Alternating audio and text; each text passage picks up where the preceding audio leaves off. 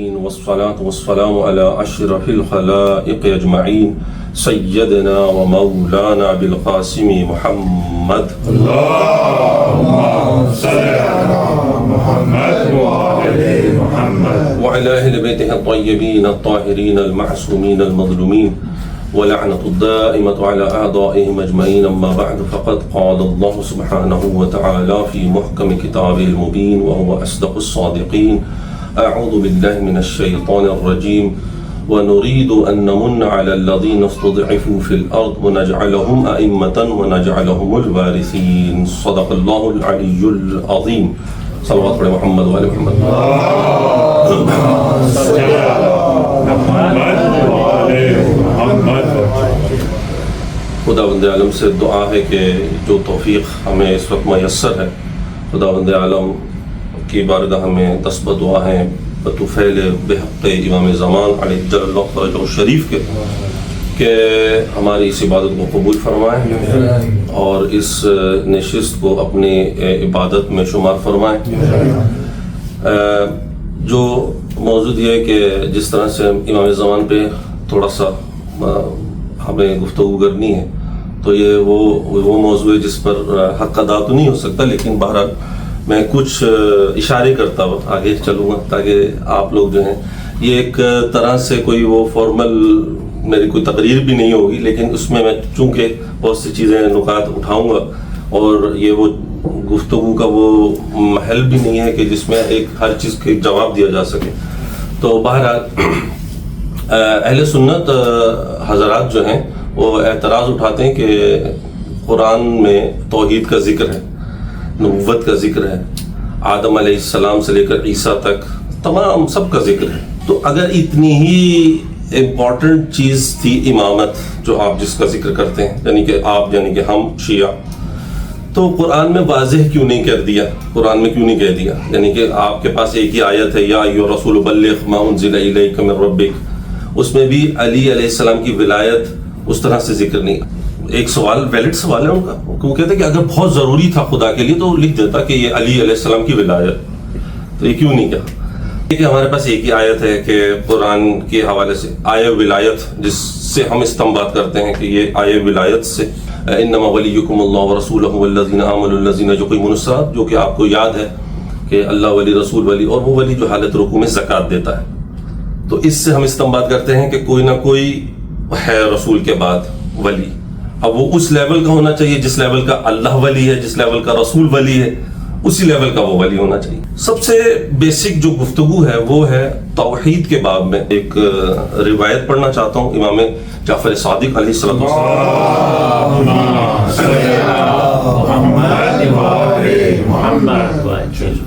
کہ دعا مانگی. زرارہ سے انہوں نے کہا کہ تم اس طرح سے دعا مانگا کرو، اور یہ دعائے معرفت کے نام سے بہت سی کتابوں میں، وظائف و اوراد کی کتابوں میں، اور بہت سے مناجات، اور اس طرح سے سید ابن طاؤس نے اور بہت سے ہمارے جو بڑے بڑے علماء انہوں نے نقل کیے. مفاتیح الجنان میں بھی مل جائے گی آپ کو کہ دعائے معرفت کے نام سے. کہ دعائے معرفت کیا ہے؟ کہ بہت ہی بیسک لیول سے شروع کیا انہوں نے کہ اللہم عرفنی نفسک فإنک ان لم تعرفنی نفسک لم اعرف رسولک. بارے اللہ تو اپنی معرفت عطا کر دے، اگر تو نے اپنی معرفت عطا نہیں کی، ان لم تعرفنی نفسک، اگر تو نے اپنی معرفت عطا نہیں کی، لم اعرف رسولک، تو میں تیرے رسول کو نہیں پہچان سکوں گا. یعنی بیسک لیول پر یہی ہے کہ تو اپنی معرفت عطا کر. خدا کو نہیں پہچانا تو رسول تک نہیں پہنچے گا. اور اس کے بعد کہا اللہم عرفنی رسولک فإنک ان لم تعرفنی رسولک، اگر بارے رسول کی اس رسول کی معرفت عطا کر دے جو تیرا کون ہے؟ خلیفہ ہے. اور اس رسول کی اگر معرفت عطا نہیں کی، لم عارف حجتک، تو میں تیری حجت کو نہیں پہچان سکوں گا. اب حجت کیا ہے؟ امام صادق کے دور میں، یہ دوسری صدی ہجری ہے. دوسری صدی ہجری سے آج جو ہے ہم 15ویں صدی ہجری میں جی رہے ہیں، تو 1300 سال گزر گئے. تو اس دور میں جو تھا کون حجت تھا؟ امام جعفر صادق تھے. امام موسیٰ کاظم کے دور میں امام موسیٰ کاظم، ظاہر ہے اس طرح چلتے چلتے، اور اب ہم غیبت کبریٰ کے دور میں جی رہے ہیں، تو اب ہم امام زمان کی غیبت میں. لم اعرف حجتک، اس کے بعد کہا اللہم عرفنی حجتک، بارے اللہ تو اپنے حجت کی معرفت عطا کر دے. ان لم تعرفنی حجتک، اگر تو نے اس کی معرفت عطا نہیں کی مجھے، اور میں نے ان کو نہیں پہچانا، ان کی معرفت حاصل نہیں. ضللت عن دینی، تو میں دین سے ہی گمراہ ہو جاؤں گا۔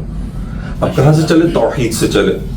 توحید کی معرفت، بیسک معرفت، ٹھیک، اور اس کے بعد پھر رسول کی معرفت، اس کے بعد امام کی معرفت۔ یعنی کہ یہ گفتگو وہ ہے کہ اس مرحلے میں کہ ہم سب سے پہلے تو پہچانے توحید کیا ہے۔ تو وہ جو سوال میں نے قائم کیا تھا کہ جو اعتراض کرتے ہیں وہ یہ کہ آپ کے جو ہے امامت کا تصور ہم کس طرح سے تسلیم کر لیں، امامت کا تصور، یعنی کہ اگر بہت ہی ضروری یہ چیز تھی، اور یعنی کہ آپ نے یہ کلپ ہر جگہ دیکھو گے، مجھے بہرحال اس کو تکرار کرنے کی ضرورت نہیں ہے، بہت سے لوگ جو اس طرح سے گفتگو کرتے ہیں قرآن کافی ہے اور قرآن دے گئے رسول، اور رسول کی خاتم النبیین ہے، اس کے بعد کہاں ہے امامت کا تذکرہ اور یہ اس طرح سے۔ تو بیسیکلی لوگ توحید، یہ جو سب سے بیسک ہمیں یہ دعا سکھائی گئی، بیسیکلی لوگ توحید کو نہیں سمجھے، اور توحید کے باب میں جب ہم بعد میں توحید کے باب سے نیچے لیول پر آئیں گے تو ہمیں عصمت، مقام عصمت کا پتہ دیا۔ جب تک عصمت کو لوگ نہیں سمجھیں گے، یہ رسول کو نہیں سمجھ سکتے، نبوت کو نہیں سمجھ سکتے، یہ امامت کا کنسپٹ سمجھ نہیں سکتے، اور تبھی یہ اعتراض ہے۔ کیونکہ جب عصمت، مقام عصمت نہیں سمجھیں گے، عصمت کیا ہے، یعنی کہ عصمت نبی کے بعد جو نبوت ہے، نبی کا تذکرہ تو بعد میں ہوگا لیکن عصمت کا پہلے ہوگا۔ اس لیے قرآن نے، اس لیے جو ہم لوگ، ہمارے جو مراجع مجتہدین ہیں، انہوں نے جو اصول مرتب کیے، انہوں نے جو عقائد مرتب کیے، اس میں توحید کے باب میں سب سے پہلے تو یہ نہیں کہہ دیا کہ توحید کو مانو، سب سے پہلے تو قائم کیا کہ توحید ہے بھی کہ نہیں، اللہ ہے بھی کہ نہیں، اس کائنات کے نظام کو برہان نظم، برہان عقلی، دلیل قائم کی۔ یہ سب اصطلاحیں انہوں نے استعمال کی کہ یہ اس کو دیکھتے ہوئے پھر ہم ایک نتیجے پر پہنچیں گے کہ ہاں اس کائنات کا کوئی نظام ہے، اس کائنات کو اور انسان کو پیدا کرنے والا کوئی حکیم ہی ہو سکتا ہے۔ وہ حکیم ذات وہی ہے جس نے ہم پر لطف کیا ہے کہ ہم اس کو سمجھیں، اس کے اس مظاہر کو سمجھیں، اس کے اس آثار کو سمجھیں، اور اس کو سمجھ کر ہم، اور یہ بھی لطف ہے ہمارا، اس کا لطف ہے ہمارے اوپر، اور لطف بالائے لطف یہ ہے کہ ہم اس کے مظاہر جو اس نے پہچنوائے ہیں ان کو مان کر، ان کو ہم، ان کی باتوں کو سن کر ہم آگے بڑھتے ہیں، یہ لطف بالائے لطف ہے۔ تو بہرحال جب یہ توحید کے باب میں اس طرح سے ہم جب آگے بڑھیں گے، جب ہم، میں اپنی گفتگو کو تیز کر رہا ہوں کیونکہ ظاہر ہے ایک مقام پر پہنچنا، اس میں بہت سی باتیں ہیں، بہت سی ڈیٹیلز ہیں کہ ہمیں برہان عقلی، ہمیں توحید کے باب میں ہمیں جب ہم نے درک کر لیا کہ ایک خدا ہے، ایک خدا ہے، وہ ایک برہان ہے، اس نے کچھ پیغمبر بھیجے ہیں، اور وہ خدا وہ ہے کہ جو کار عبث نہیں کرتا، وہ حکیم ہے، وہ لطیف ہے۔ کوئی بھی انسان جب کوئی بیکار کام نہیں کرتا، کوئی بھی جب انجینئر، کوئی بھی جب ڈاکٹر، بہت ہی سادہ عام سی مثال ہے، نہیں کرتا، تو وہ حکیم، وہ کیسے اتنی بڑی کائنات جو ہے بغیر لطف کے اور بغیر حکمت کے خلق کر سکتا ہے۔ تو بات ہم اس سے آگے کرنا چاہتا ہوں میں، اب ایک صلوات پڑھیے، مل کر آواز میں۔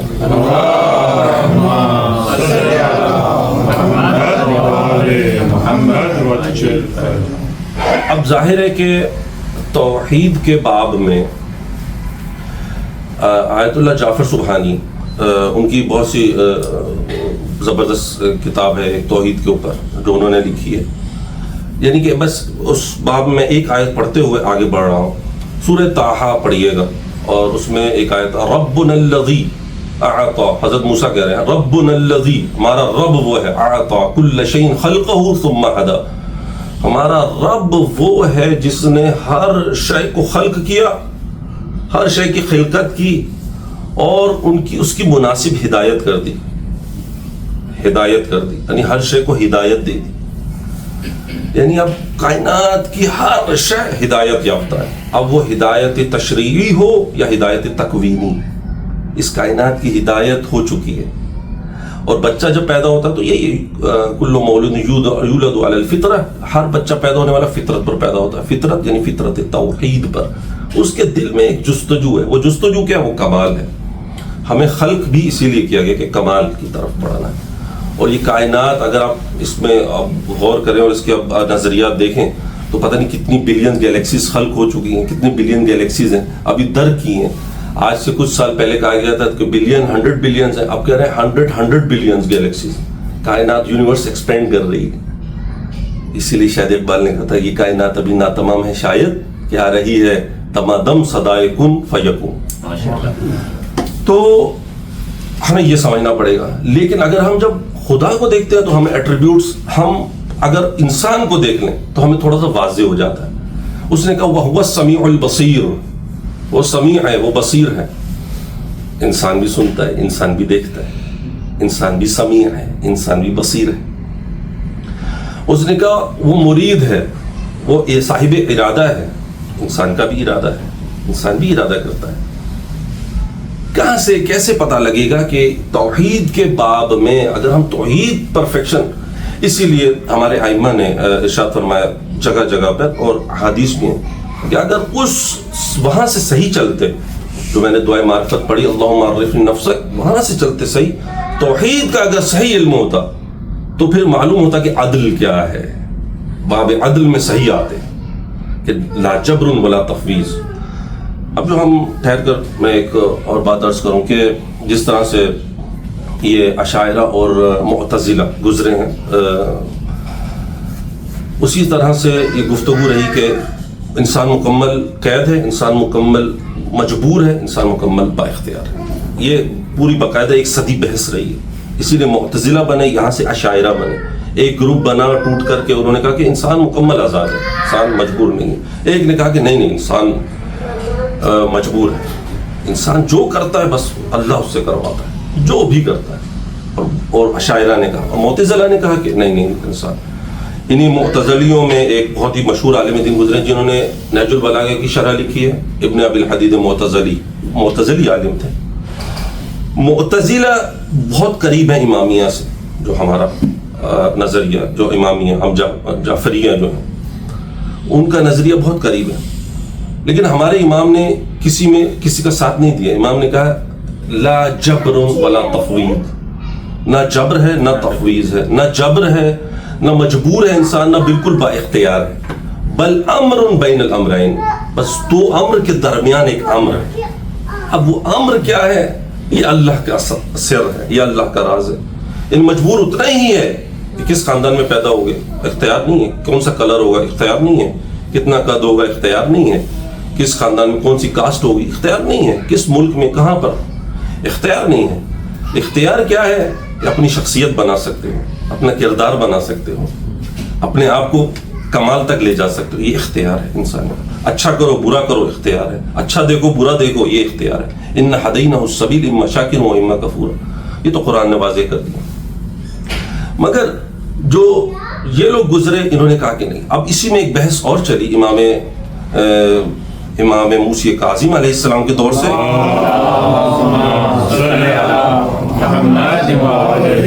امام علی النقی کے دور تک یہ بحث چلی کہ قرآن، یہ جو قرآن ہے ہم دیکھ رہے ہیں، یہ خالق ہے یا مخلوق ہے. اب ایک بحث چلی، اب ایک ہنگامہ تھا. یہ قرآن جو یہ نہیں، یہ تو خالق ہے کیونکہ اللہ کا کلام ہے، اللہ کے کلمات ہیں اس میں، کیونکہ اللہ کی اس سے جاری ہوا ہے تو یہ ایک خالق ہے. ایک نے کہا نہیں مخلوق ہے. اب اسی میں بہت جھڑپیں بحث ہوئی. احمد ابن حنبل، جو امام احمد ابن حنبل جو سنیوں کے جو ان کا فرقہ بھی ہے، حنبلی ہیں کہلاتے ہیں، وہ قائل تھے کہ قرآن جو ہے وہ قدیم ہے. قرآن جو ہے قدیم، ایک حادث ہے یا قدیم ہے. ایک بحث یہ تھی، یعنی کہ حادث وہ جو ابھی بنا ہے، یعنی قدیم وہ جو خالق ہے. دو بحثیں ہوتی ہیں. اب یہ بھی ایک بحث ہے کہ علم کلام میں کہ حادث ہے قرآن یا قدیم ہے. اللہ تو قدیم ہے، اللہ کی ذات قدیم ہے. ہمیں نہیں معلوم کب سے، ہم نہیں معلوم، کوئی خربوں سال اربوں سال آپ ٹائم کیلکولیٹ کر لیں وہ بھی لمیٹڈ ہے. اللہ کب سے نہیں معلوم. جب امام سے کسی نے پوچھا کہ اللہ کب سے، اس نے کہا کب سے تو تب بتاؤ جب ہمیں معلوم ہو. وہ کب نہیں تھا تو یہ سوال کر، کب نہیں تھا. ہمیشہ سے عقول یہاں پر فارغ ہو جاتی ہے، بالکل عقل تھک جاتی ہے کہ کب سے نہیں معلوم. اب اس میں نہیں سوچ سکتے جا کے. لیکن اس کے افعال میں، اس کے ارادے میں، اس میں بحث کر سکتے ہیں کہ اس کا کیا ہے. تو یہ بحث تھی. قرآن قدیم ہے تو امام احمد بن حنبل کہتے ہیں کہ نہیں، قرآن تو قدیم ہے کیونکہ اللہ کا کلام ہے. اللہ کا کلام ہے، اللہ کا کلام جب سے وہ قدیمی ہوگا. تو اس کے اوپر جب بنی عباس کے دور گزرا تو ان کو کوڑے لگے کہ کیونکہ وہ بادشاہ نہیں مانتا تھا, مامون اور یہ معتصم اور یہ سب نہیں مانتے تھے کہ یہ قرآن, وہ کہتے تھے حادث ہے. تو جب متوکل آیا وہ احمد ابن حنبل سے مل گیا, اس نے کہا نہیں قرآن قدیم ہے, یہ صحیح بول رہے ہیں قرآن. تو وہیں سے انہوں نے اور فرقہ ایجاد کیا. بہرحال ہمارے امام کا کیا رول تھا؟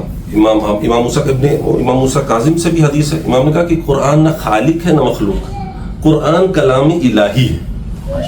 ایک تو یہ حدیث انہوں نے بیان کی.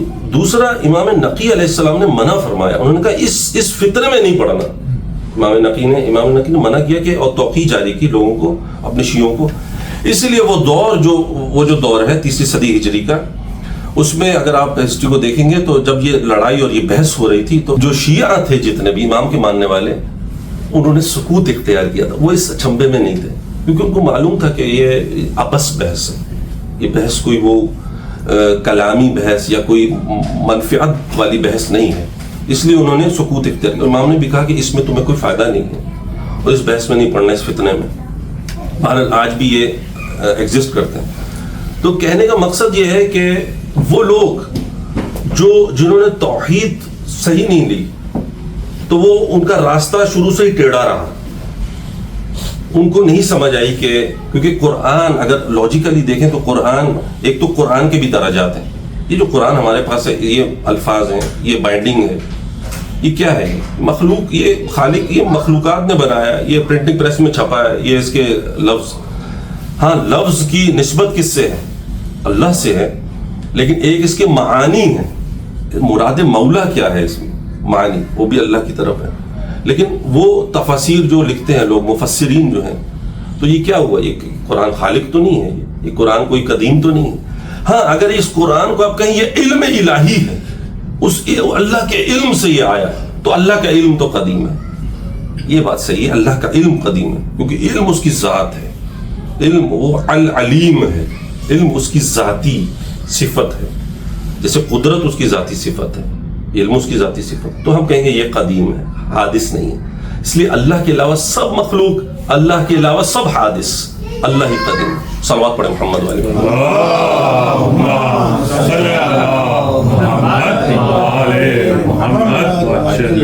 اب وہ خدا, اب جب ہم اس کو اتنا درک کیا تھوڑا سا, تو ہم وہ کہہ رہا ہے انی جاعل فی الارض خلیفہ, میں خلیفہ بنا رہا ہوں. خلقت کا تذکرہ نہیں کیا.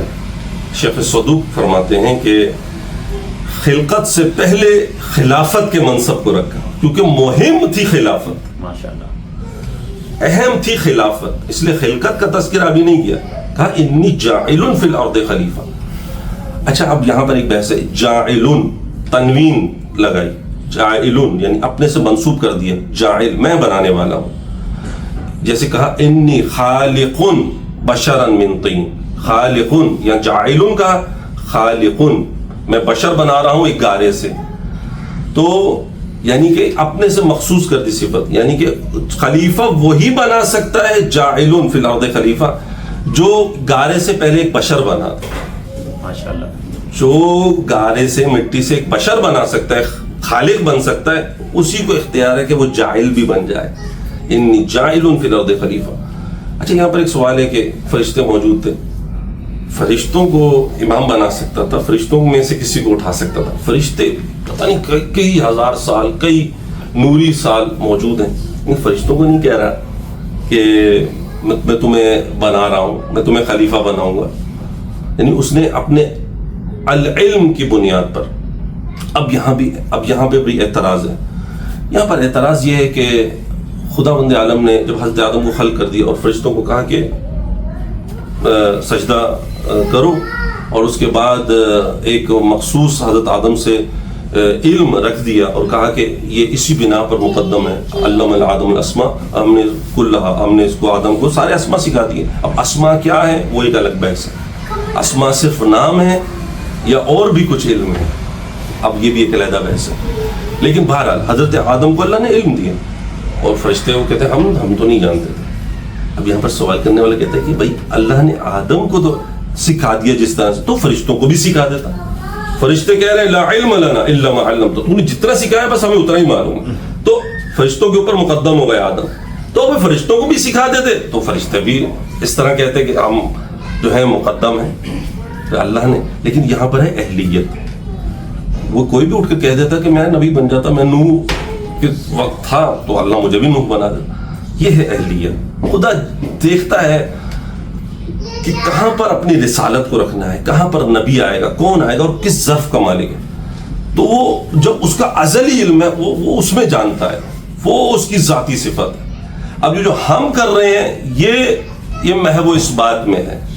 ہم اگر دعا کریں ہو سکتا ہے گناہ ہمارا مٹا دیا جائے، ہم اگر دعا کریں ہو سکتا ہے کوئی تکلیف ہٹا دی جائے، ہم اگر کسی کو صدقہ دیں تو یہ ہے محو اس بات. وہ جو ازلی علم ہے لوح محفوظ وہ نہ مٹنے والا ہے. صلوات پڑھیں محمد والے.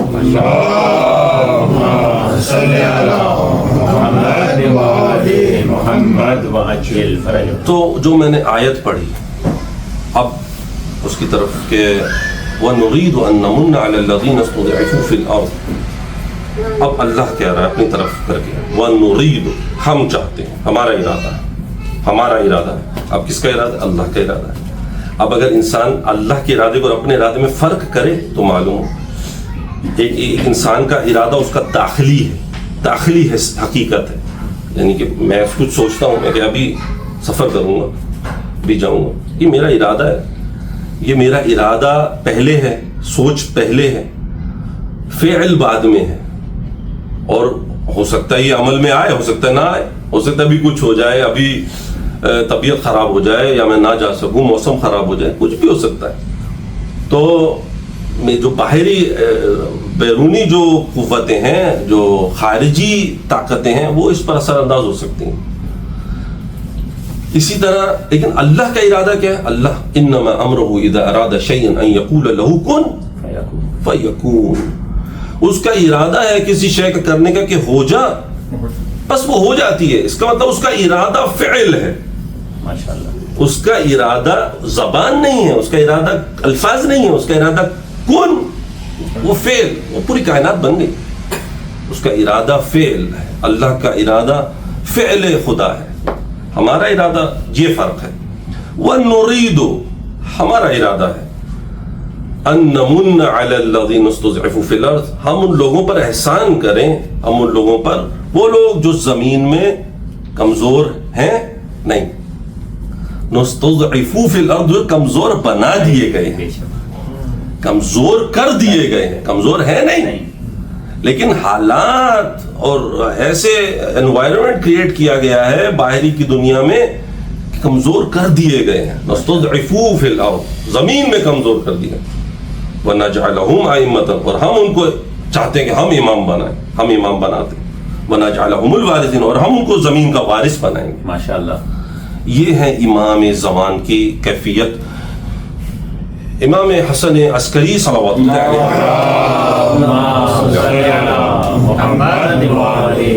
حضرت حکیمہ خاتون پھوپھی ہیں امام حسن عسکری کی. امام کا دور بہت سخت دور ہے. اب ظاہر وقت نہیں ہے تو میں اس طرف جاؤں. امام حسن عسکری کا 6 سال کا دور امامت ہے اور بہت سخت دور ہے، جس میں نگرانی ہے، جس میں خطوط بھی جا رہے ہیں تو معلوم ہوتا ہے کہ 10 بندے راستے میں. اب آج کل تو ٹیلی گرام اور یہ وہ میسج، اس دور تو کوئی لے کے جا رہا ہے، خط لے کر آ رہا ہے، معلوم ہو رہا ہے یہ قاصد ہے، کون ہے، کس طرح سے خط و کتابت ہے. نگرانی بہت سخت ہے تو خطوط جا نہیں سکتے، آ نہیں سکتے. ایک مرتبہ امام نکل رہے ہیں سامرہ سے تو کچھ لوگ تیار کھڑے ہیں کہ ہم امام سے ملاقات کریں، اور ایک اور صحابی امام کا وہ کہتا ہے کہ میں امام سے ملاقات کروں، امام سے کچھ بات کروں. تو امام کو اب علم ہو گیا کہ اب یہ اس طرح سے لوگ کھڑے ہیں، اب پکی نگرانی میں نکل رہے ہیں، حکومت کے کارندے ساتھ ہیں اور لوگ اور کچھ جاسوس بھی ہیں. امام نے ایک توقیع بھیجی. توقیع ایسے کہ جو پرچہ سامنے آ گیا لوگوں کے. امام نے کہا سلام نہیں کرنا، مجھے، میں ابھی گزروں گا، سلام نہیں کرنا اور نہ میری طرف اشارہ کرنا. یہ اتنا سخت دور ہے. اب دیکھیں اب اتنا سخت دور ہے. اب اس دور میں حکیمہ خاتون کو بلایا گیا، پھوپھی ہیں، گھر آئیے. اب آئیں اور 256 ہجری اب آتی ہیں تو کوئی آثار نہیں ہے امام زمان کے. کب وہ آنے والا جو تھا وہ کیا ہوا، کہا وہ آنے والا جو تھا اس کا معاملہ میں نے اللہ کے سپرد کر دیا، جس طرح ہم سے حضرت موسیٰ کی ماں نے اس کے سپرد کیا تھا، میں نے اسی طرح اس کے سپرد کر دیا۔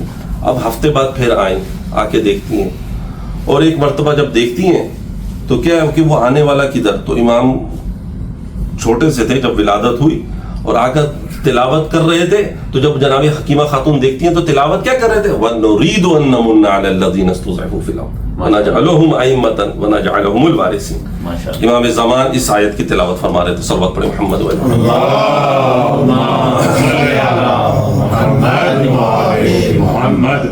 آیت اللہ جوادی عملی فرماتے ہیں کہ یہ جو اللہم عرفنی نفسک ہے فإنک إن لم تعرف النفس لم أعرف رسولک، اور یہ پوری دعائے معرفت جو ہے، مستخلف عن کو پہچاننا ہو، اگر مستخلف عن اللہ کی ذات تک اگر پہنچنا ہے تو پہنچنا وہیں سے شروع کریں گے، وہاں سے توحید کی معرفت، وہاں سے اگر شروع کی رسول کو پہچانے گا کہ رسول کا خلیفہ کون ہے، خلیفہ کون ہوتا ہے، کیسا ہونا چاہیے، جب اللہ کا خلیفہ جو اللہ جس کو بنائے گا معصوم ہی تو ہوگا، یہی مقام عصمت ہے، اس لیے کسی کو بھی بنا دیا، اگر وہ نہ سمجھا، جوادی عملی کہتے ہیں، وہ نہ سمجھا تو پھر انسان غدیر کی بجائے سقیفہ میں بیٹھے گا، ماشاءاللہ، انسان پھر بنی ساعدہ میں جائے گا غدیر کی بجائے، کیونکہ اگر وہ نہ سمجھا، وہ نقطہ نہ سمجھا کہ خلیفہ کون بنائے گا، اللہ، اور کون ہوگا معصوم عصمت پر، تو یہ بہت ہی سادہ سی کویشن ہے،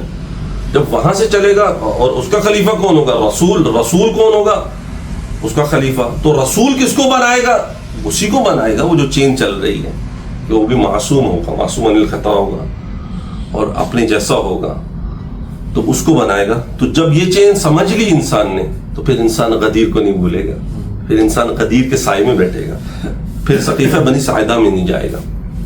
تو یہ ہے، اسی لیے ہمارے ائمہ فرماتے ہیں کہ ہمارے امام کہ من مات ولم یعرف امام زمانہ مات میتۃ جاہلیہ، جاہلیت سے مراد ہے کہ آپ نے حدیث سن رکھی ہے کہ جو جس نے اپنے زمانے کے امام کو نہیں پہچانا وہ جاہلیت کی موت مرا یا کفر کی موت مرا، یعنی وہ ایسی موت مرا جو کمال تک جانے سے رک گیا، اب وہ آگے نہیں بڑھ سکتا، یعنی کہ اب یہ حدیث اتنی ایسی ہے کہ اگر علی علیہ السلام کے دور میں جس نے نہیں پہچانا تو بڑی سمپل ہے کہ وہ کہاں پر کھڑا ہے، یعنی کہ اس کا انجام حسن بصری کی طرح تو نہیں ہم سمجھتے کہ اب ظاہر ہے جس نے غلطی وہاں سے شروع کی ان کے ہاں ٹوٹل کنفیوژن ہی کنفیوژن ہے۔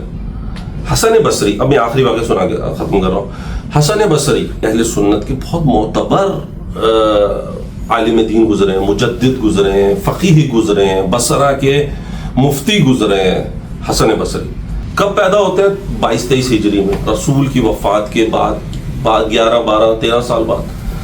جمل جب ہوتی ہے جنگ جمل تو اس میں ایک جوان ہے 12, 13, 14 سال کے، مولا علی نے دیکھا کہ جنگوں کے درمیان ایک شخص دوڑ رہا ہے بڑی تیزی سے، تلوار حمائل کی ہوئی اور بہت حرکت کر رہا ہے بہت، امام نے اس کو بلایا، امام نے کہا کہ کس طرف جانا چاہتے ہو، کیا مسئلہ ہے تمہارا، کوئی پرابلم ہے، کوئی مسئلہ ہے؟